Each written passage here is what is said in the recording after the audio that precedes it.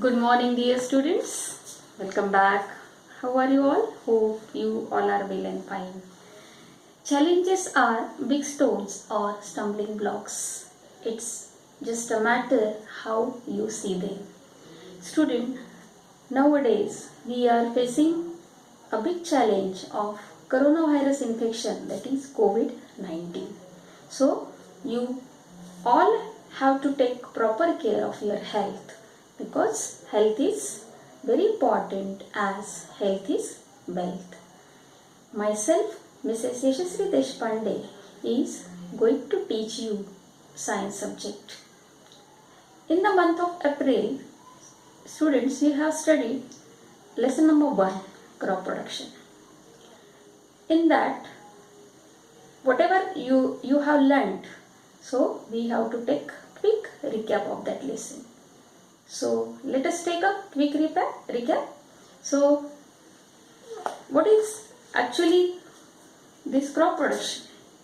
As you know, we need food to grow properly as well as to get energy. So we get food from plants and animals. So how this food we get? So there are the different methods of growing crops as well as rearing of animals, which is known as agriculture. Now, what is meant by crop? Crop means the same kind of plant which is grown on the larger scale. So based on the seasonal pattern, there are two types of crops based on the season. That is, first is Kharif crop and second is Rabi crop. Now what is the season now going on? It is Kharif crop, right? So Kharif crop grows from month of June to September, while Rabi crop grows from month of October, November to month of February and March.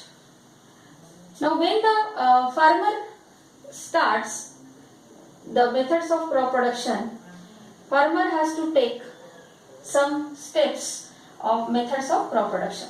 So first is preparation of soil. In this, farmer has to plug the field as well as to loosen the field. So it makes it airy, as well as whatever the germs are there, they are being killed by the hot sun. Then second is seed selection and sowing, where good quality of seeds are selected and they are grown at the proper distances as well as depth. Third is manuring. So natural methods are there which regains its soil fertility. Then second is crop rotation, where the leguminous plants has to be used in terms of plantation, which converts the free nitrogen into usable nitrogenous compounds. Another, chemical fertilizers are there. So farmer uses sometimes this mix both, that is combination of chemical fertilizer as well as manual. Fourth is irrigation, that is the process of giving water to the plants. There are two methods. One is drip irrigation, another is sprinkler irrigation, and both methods are very useful. Fifth is weeding. In weeding, unwanted plants has to be removed from the field, that is the process of weeding. Sixth is protection from pests and diseases, where farmer has to spray pesticides on the crops to make it prevent from diseases. Seventh is harvesting, threshing and winnowing. Now after maturing the crop has to be cut and then the grains are to be separated from the stalks, and whatever the chaff particle, means lighter stalk particles, has to be removed from the grains by the process of winnowing. And last is storage. In this step, that whatever the grains are separated, they are properly dried in the sun to remove the moisture, and germs as well as microbes should not get attack on that, and it should be properly packed in silos or granaries and then sent to the market. Now after studying all these steps of crop production, even the scientists are developing the good variety of crops by the process of hybridization. So what is hybridization?